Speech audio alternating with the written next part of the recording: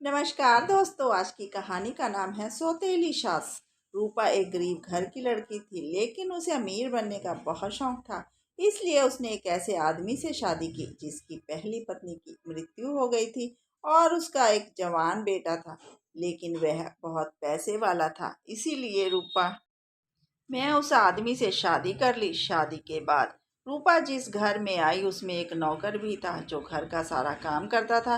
लेकिन जब से रूपा उस घर में आई थी वह अपने सौतेले बेटे रंजू से घर का सारा काम करवाती थी। रंजू अपनी माँ से बहुत ही डरता था और उसके सामने एक शब्द भी नहीं बोलता था।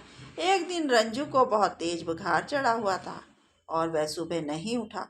नौकर को काम करते देखकर सौतेली माँ ने कहा कि रंजू कहाँ है। नौकर ने कहा कि माँ, उसे बहुत तेज बुखार है, आज काम मैं कर लूँगा। लेकिन रूपा ने कहा कि यह काम ना करने के बहाने है और जाकर रंजू को उठाकर काम पर लगा दिया।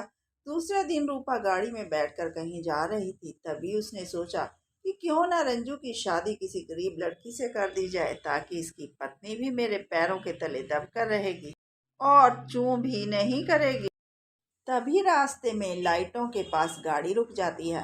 रूपा ने देखा कि एक बंजारन तमाशा कर रही थी, जिसे देखकर रूपा ने सोचा कि इससे अच्छी लड़की तो मुझे और कहीं नहीं मिलेगी। इसलिए वह गाड़ी से उतरकर उस बंजारन के पास गई और उन्हें कहा कि शाम को अपनी बेटी को लेकर मेरे घर आ जाना। मैंने अपने बेटे की शादी तुम्हारी लड़की के साथ करनी है। सुनकर बंजारन हैरान हो जाती है। शाम को जब बंजारन अपने पति और लड़की के साथ रूपा के घर पहुंचती है तो उनकी बड़ी सी कोठी देखकर हैरान हो जाती हैं। बंजारन की बेटी फुलवा अपनी माँ से कहती है कि माँ, इसका बेटा कहीं पागल तो नहीं है जो यह मेरे साथ उसकी शादी करना चाहती हैं।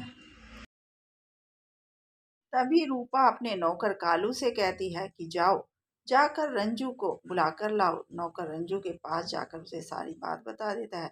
रंजू कहता है कि सौतेली माँ मेरे साथ ऐसा क्यों कर रही है। तभी नौकर बताता है कि तुम्हारे पिता ने अपनी सारी जायदाद तुम्हारे नाम कर दी है, इसलिए यह तुम्हारी बंजारन से शादी करना चाहती है। क्यों पढ़ी लिखी नहीं है, लेकिन रंजू बिना कुछ बोले ही बंजारन से शादी कर लेता है। शादी के बाद जब रंजू घर के सारे काम करता है तो उसकी पत्नी फुलवा उसे देखती है और पूछती है कि आप काम क्यों कर रहे हो।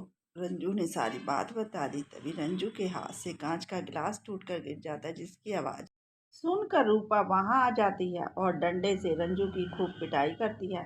नीचे जो कांच गिरा हुआ था उस पर रंजू का पैर रख हो जाता है और वह जख्मी हो जाता है। पैर से खूब खून निकलता है। तभी वहां फुलवा आ जाती है और सौतेली से डंडा खींच लेती है। सास यह देखकर वहां से चली जाती है। अब सास ने सोचा कि क्यों ना जल्दी से सारी जायदाद अपने नाम करवा ली जाए और इन दोनों को यहाँ से बाहर निकाल दिया जाए। तभी वह कागज तैयार करके लाती है और रंजू से कहती है कि इन पर साइन करो। लेकिन तभी फुलवा आ जाती है और वह कागज खींच लेती है कि बिना साइन नहीं करने, और अपने पति रंजू को लेकर वकील के पास जाती।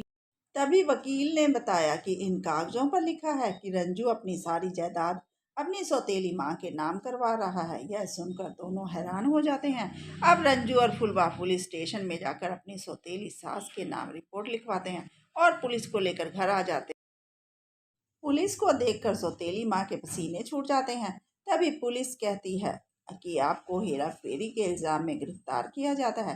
तो अभी सौतेली माँ कहती है कि मेरा बेटा ऐसा नहीं है, यह तो इस बंजारन का काम है। तभी रंजू कहता है कि नहीं माँ, यह सब मैंने किया, आज के बाद आप इस घर में नहीं रह सकती, और उसे घर से बाहर निकाल देते हैं। अब रूपा बाहर सड़क के किनारे बैठी सोच रही थी कि अगर मैं अपने बेटे की असली माँ बनती तो आज यह दिन मुझे देखना ना पड़ता। कैसी लगी आपको कहानी?